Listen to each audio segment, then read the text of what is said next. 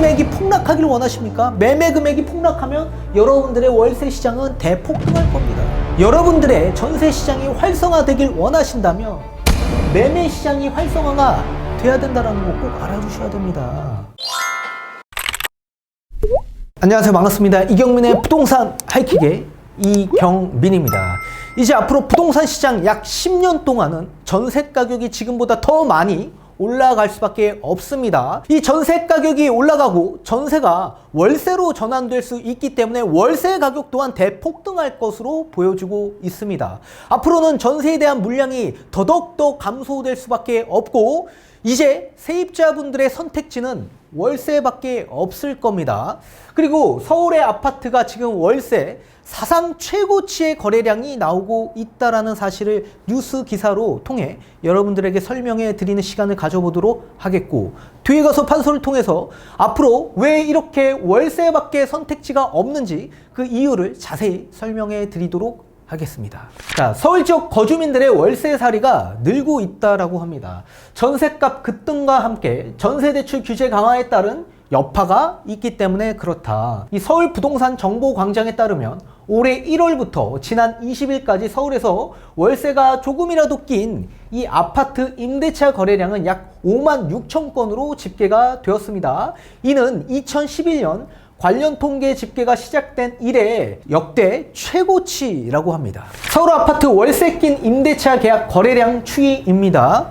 2017년부터 시작해서 월세 비중이 32.5%였던 게 2018, 19년도에 좀 낮았다가 2020년부터 올라가기 시작했고 2021년이 돼서야 2017년의 거래량을 압도하기 시작했습니다. 이 같은 월세 거래량 증가는 지난해 7월 계약갱신 청구권제와 전월세 상한제를 골자로 한 새 임대차법이 시행된 이후 전셋값이 급등했기 때문에 그렇습니다. 전셋값이 급등하면서 이를 감당하지 못한 세입자들이 월세 시장으로 유입됐기 때문에 이렇게 월세 가격이 폭등한 겁니다. 그뿐만 아니라 최근 정부의 가계부채 관리 강화 기조 때문에 전세자금 대출이 어려워진 점도 이유로 꼽을 수가 있습니다. 자, 앞서서 본 것처럼 2018년, 19년, 20년도에 월세의 비중이 좀 더 낮았죠. 그 이유는 전세를 낀 투자자의 유입이 굉장히 많았던 시기이기 때문에 이 부동산 시장이 좀 활성화가 많이 된 시점에서는 전세 비중이 좀 더 높아질 수밖에 없기 때문에 그렇습니다. 그 이유는 제가 뒤에 가서 판소를 통해서 좀 더 자세히 설명해 드리도록 하겠고, 시장이 좋으면 좋을수록 전세의 비중은 조금 더 높아질 수밖에 없고, 반대로 시장이 좋지 않은 시장에서는 월세의 비중이 더더욱더 높아질 수밖에 없기 때문에 그렇습니다. 자, 판소를 통해서 그 이유를 알아보도록 하겠습니다. 이 부동산 시장에 있어서 매매 시장이 좋아져야지만 전세 시장이 같이 좋아질 수밖에 없습니다. 전세는 매매 시장이 살아나야지 늘어나는 겁니다. 이 부동산 시장이 좋아지는 시장에서는 투자 수요가 많이 유입이 되기 때문에 이 전세에 대한 물량이 늘어날 수밖에 없는 구조이기 때문에 그렇습니다. 모든 포커스는 임대인한테 있는 겁니다. 임대인의 시장이 어떻게 변화되는지에 따라서 임차 시장이 바뀌게 되기 때문에 그렇습니다. 그렇다면 반대로 매매 시장이 좋지 않은 시장이 된다면 반대로 월세 시장으로 늘어날 수밖에 없는 구조이다. 따라서 임차인은 임대인 시장이 어떻게 변화하는지에 따라서 시장 자체가 이렇게 바뀌는 겁니다. 자, 그렇다면 지금 장세가 아직까지는 상승 기조에 있지만 반대로 이제 멀지 않은 시기에 하락 기조로 만약에 돌아서게 된다면 집주인 입장에선 어떻게 변화될까요? 앞으로는 세금적인 부담이 더더욱더 늘어날 수밖에 없을 겁니다. 세금이 계속적으로 증가되면 증가되는 부분을 세입자한테 전가시킬 수밖에 없을 겁니다. 그러려면 당연히 이 전세 시장에서 월세 시장으로 전환시켜야지 이 모든 세금을 전가시킬 수밖에 없겠죠. 그리고 앞으로 금리 인상이 시작이 될 겁니다. 자, 금리 인상 조치가 나오는 가장 큰 요인은 이 치솟는 물가 상승을 억제하기 위해서 이 상승 요인이 계속 나오는 거고, 그러면 물가가 상승하면 소비가 위축되고 내수가 침체되는 과정을 겪게 될 수밖에 없겠죠. 그러면 집주인 입장에선 좀 더 안정적인 월세 시장으로 전환시킬 수밖에 없을 겁니다. 이 금리 인상은 결국에 돈의 값이 상승하는 거기 때문에 이 차익형보다는 수익형의 월세 시장으로 전환해야지 좀 더 유리한 측면이 있을 수 있겠죠. 또 여기에 치솟는 금리와 함께 정말 많이 내는 이 세금에 대한 부담이 주택을 구매하는 이 구매력을 떨어뜨릴 수밖에 없습니다. 지금은 전세가율이 워낙 낮다 보니까 정말 많은 투자 금액이 들어갈 수밖에 없습니다.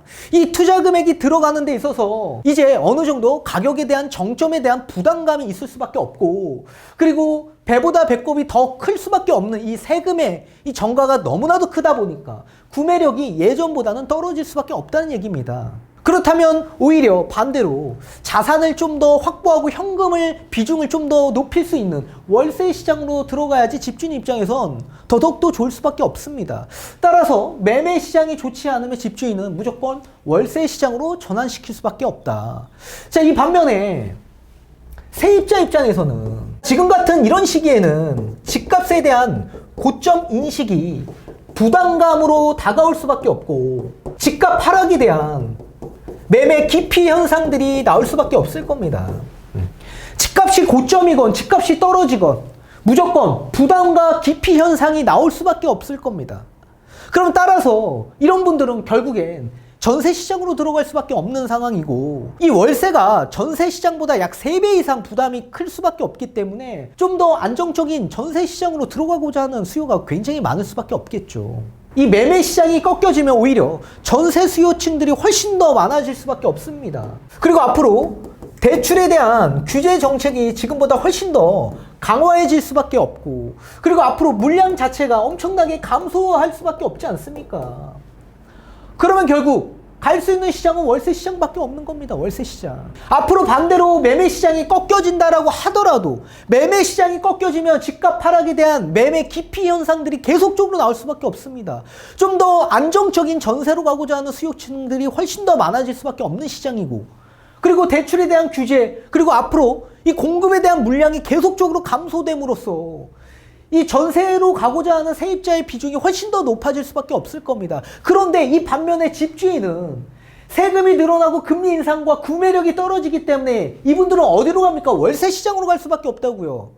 전세 물량이 계속적으로 감소될 수밖에 없는 상황에서 그러면 전세 가격은 어떻게 됩니까? 대폭등할 수밖에 없다고요. 전세 가격은 폭등하면 결국엔 전세 가격 폭등하면 어떻게 됩니까? 이게 월세로 폭등할 수밖에 없습니다. 월세. 이 전세를 월세로 전환할 수밖에 없기 때문에 그렇습니다.